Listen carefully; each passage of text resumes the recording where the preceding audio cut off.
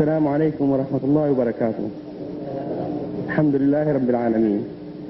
قال تعالى: قل يا عبادي الذين أسرفوا على أنفسهم لا تقنطوا من رحمة الله إن الله يغفر الذنوب جميعا إنه هو الغفور الرحيم. وأنا وقفت بين أيديكم لست واعظا ولكن مذكرا، هداني الله وإياكم أجمعين. وحب الأخ محمد عبده يشاركني في كلمة أيضا. الله أكبر الله أكبر.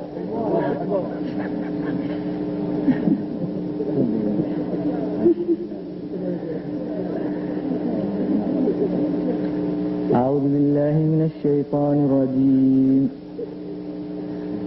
بسم الله الرحمن الرحيم. آمن الرسول بما أنزل إليه من ربه والمؤمنون كل آمن بالله وملائكته وكتبه ورسله لا نفرق بين أحد من رسله وقالوا سمعنا وأطعنا غفرانك ربنا وإليك المصير.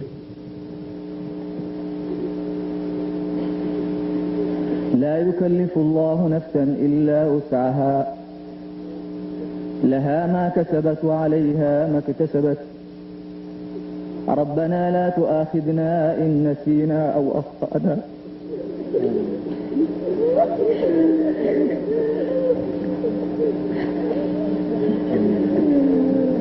ربنا ولا تحمل علينا إصرا كما حملته على الذين من قبلنا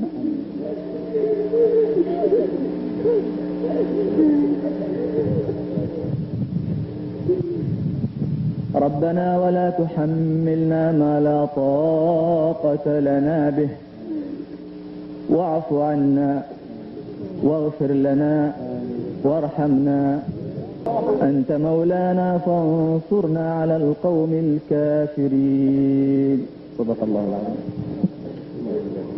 الله سبحانه وتعالى أن يجعله من الدعاة إلى الله سبحانه وتعالى، وأن يجعله ناصرا لهذا الدين. يا إخوان، ادعوا لإخوانكم فوالله هم في حاجة إلى الدعاء.